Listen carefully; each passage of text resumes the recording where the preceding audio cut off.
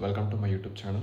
This is Rupesh. Today we are going to discuss about C language basics, which consist of tokens, input, output, data types, operators, expressions, type conversions. Now, what are C tokens? C tokens are defined as the smallest individual units of a C program. Types: keywords, identifiers, constants, operators, special symbols, strings. These are several types in C tokens. Examples: int, float, if else, plus, minus, curly braces, a, hello. These all are the examples of C tokens. The next one is input and output statements. Input statement is used to take the input from the user, and the output statement is used to display the taken input on the display as an output to the user. The input and output statements are included in the C language by using a library word called stdio.h. The input example is scanf and the output example is printf. The format specifiers which are shown in the example are percentage of d, which refers integer, percentage of f, which refers float, and percentage c, which refers char, and percentage of s refers string. Now we next move on to data types. Data types define the type and the size of a data a variable can store. There are several data types like int, float, double float, char. Char refers to character, where int data type can store 2 bytes of memory, float can store 4 bytes of memory, and double float can store 8 bytes of memory, and char can only store 1.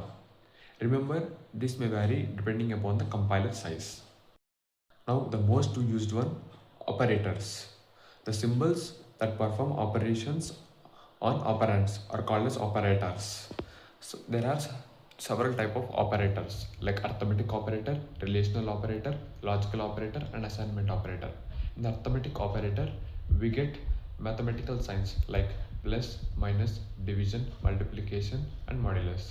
In the relational operator, we compare two elements, whether it is greater than or equal to, or less than or equal to, or equal to, or not equal to. In logical operator, we compare two or more than two elements. In assignment operator, we assign a value to a variable so that the variable stores the assigned value. The combination of operands and operators is called as arithmetic expression. Example: sum is equal to a plus b into c minus d by e. Operators here are multiplication, division, plus, minus. We talk about basic structure of C program. A C program follows a particular structure for execution. Number 1, documentation section. 2, length section. 3, definition section. 4, global declaration section. 5, main function section. And the last one, subprogram section, which is also called as user defined function section.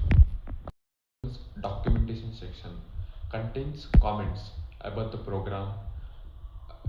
It identifies the title of the program, the author of the program, and the date on which the program is written. Number 2, link section. Include all the header files required in the program. Provide access to built-in functions and libraries. Example: hashtag include stdio.h. Third one is definition section. In the definition section, we define all the symbolic constants by use which has a specific designated variables. The next one is global declaration section. In the global declaration section, we declare all the functions and the variables which can be used throughout the program. Example: int a comma b semicolon. The fifth one is main function section. Every C program must have a main function. The execution of the program always starts from the main function. The structure of the main function is int main, or it can be written also as a void main. Variable declaration statements. If it is written as int main, then return 0 semicolon is needed. If it is a void main, then we can neglect the return 0. Last one is subprogram section. It is also called as user defined Function section contains all the user-defined functions used to perform a specific task. Helps in code modularity and reusability. Example: void main